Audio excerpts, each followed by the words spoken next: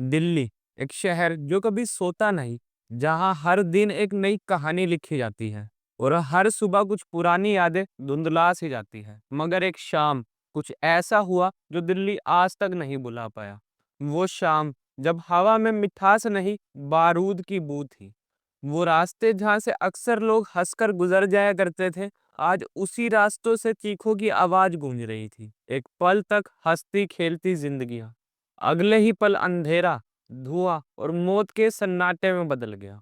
उन लाशों के बीच पड़े पुलिस के रेडियो में भी यही आवाज गूंज रही थी। Sir sir, sir sir, hello कोई हेलो सुन कोई रहा है? सुन रहा है? करोल बाग करोल में भी बाग एक में भी एक ब्लास्ट हुआ है। ब्लास्ट हुआ है। Sir, sir cannot can play. Note play. Sir, sir Gruffudd Gruffudd market. Market. Hello, hello hello, hello hello hello. Sir sir वो शाम कोई साधारण शाम नहीं थी, बल्कि सितंबर 2008 की वो शाम थी जब दिल्ली में हुए उन सीरियल बॉम्ब ब्लास्ट ने पूरे देश को हिला दिया था।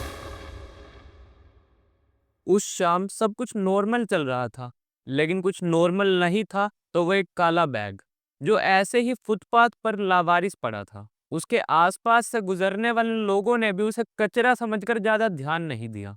लेकिन वो बैग कोई कचरा नहीं था, बल्कि टाइम बॉम्ब था, जो सिर्फ 30 सेकंड दूर था दिल्ली का चेहरा बदलने से। उस वक्त वहां एक बच्ची अपने पिता का हाथ पकड़कर आइसक्रीम खा रही थी। एक गरीब घर का लड़का अपने परिवार के लिए 2 वक्त की रोटी कमाने के लिए फुटपाथ पर गुब्बारे बेच रहा था। वहां एक पुलिस कांस्टेबल भी मौजूद था जो अपनी ड्यूटी पर था। और तभी वहां एक जोरदार धमाका हुआ। लेकिन ये कोई नॉर्मल धमाका नहीं था, बल्कि दूसरी ही मिनट दूसरी जगह दूसरा धमाका हुआ।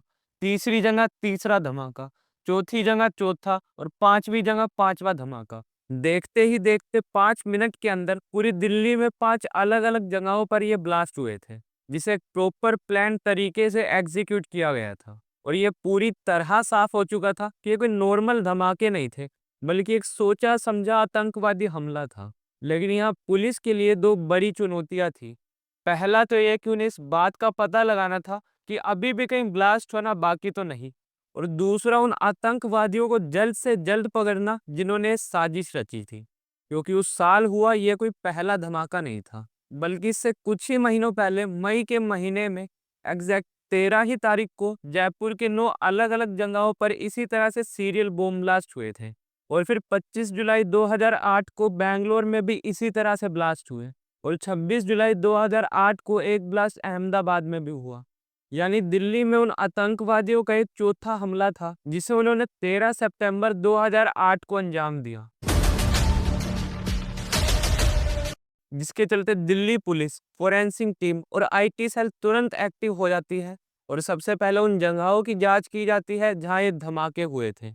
लेकिन इस बीच दिल्ली पुलिस की साइबर सेल को एक रैंडम जीमेल एड्रेस से मेल आता है, जिसमें इंडियन मुजाहिदीन के आतंकवादियों ने इस ब्लास्ट की रिस्पॉन्सिबिलिटी ली थी।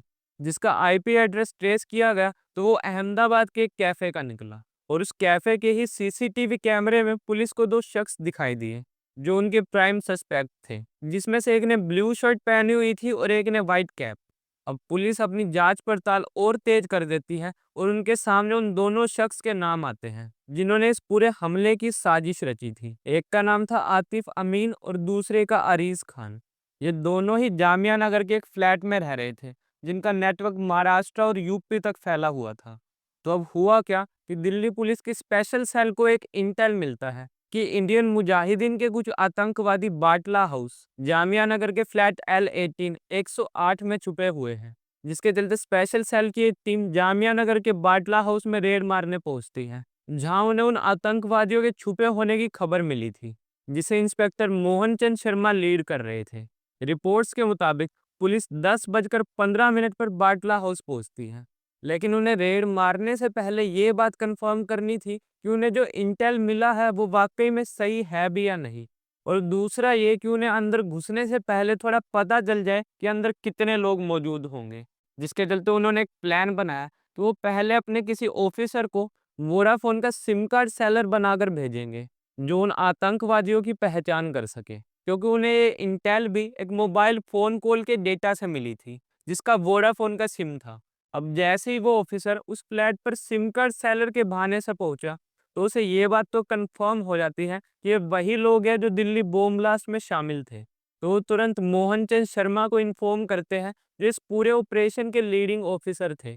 लेकिन जैसे ही पुलिस की टीम दरवाजा तोड़कर अंदर घुसी, तो वो आतंकवादी ताबड़तोड़ फायरिंग शुरू कर देते हैं, जो कि पूरे 25 मिनट तक चलती है, जिसमें आतिफ अमीन और मोहम्मद साजिद नाम के दो आतंकवादी तो एनकाउंटर में ही मारे जाते हैं, और उनमें से एक आतंकवादी जिंदा पकड़ा गया। लेकिन उनमें से एक अरीज खान नाम का आतंकवादी भागने में सफल रहता है, जो दिल्ली बॉम्ब ब्लास्ट का मास्टरमाइंड था। तो वहीं बाटला हाउस ऑपरेशन के दौरान इंस्पेक्टर मोहनचंद शर्मा जी की गोली लगने से मौत हो जाती है, और वो अनफॉर्चुनेटली उस ऑपरेशन में शहीद हो गए। लेकिन इतना सब कुछ होने के बावजूद भी हमारे देश के नेता इतने गिरे हुए हैं कि वो अपने वोट बैंक के लिए आतंकवादियों की मौत पर भी रोने को तैयार रहते हैं। और इस केस में भी ऐसा ही हुआ।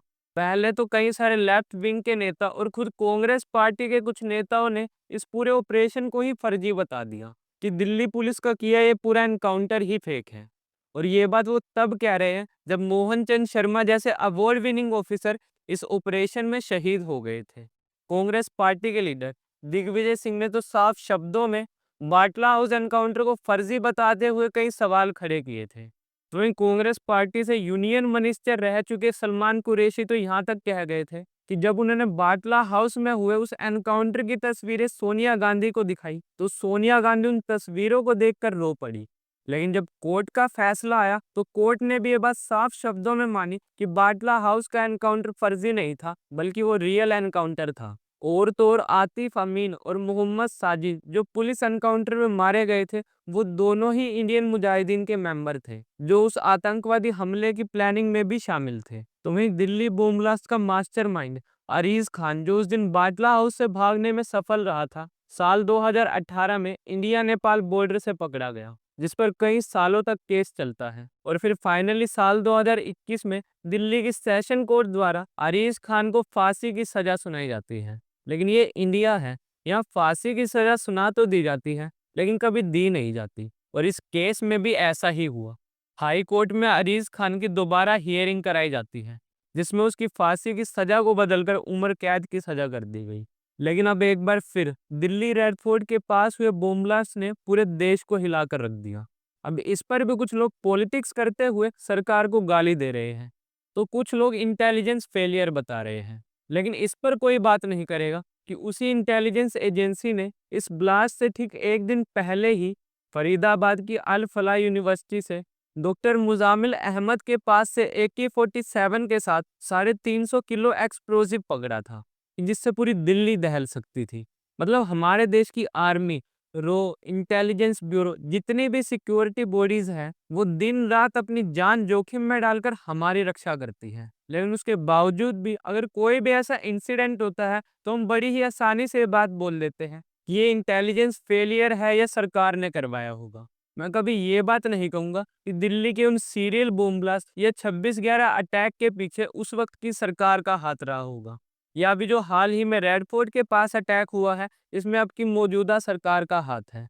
लेकिन बाटला हाउस में मारे गए आतंकवादियों पर आंसू बहाने वाली सरकार, और पुलवामा अटैक से लेकर दिल्ली के रेड फोर्ट ब्लास्ट तक सभी को आतंकवादी हमला मानने वाली सरकार में बहुत अंतर है। मैं बस जाते जाते आपसे यही बात कहना चाहूंगा कि कोई रिलीजन आपको आतंकवाद नहीं सिखाता, लेकिन पता नहीं क्यों हर आतंकवादी का एक ही रिलीजन से ताल्लुक होता है। मगर इस पर आप क्या सोचते हैं, हमें कमेंट सेक्शन में लिखकर जरूर बताएं। टिल देन गुड बाय, जय हिंद, वंदे मातरम।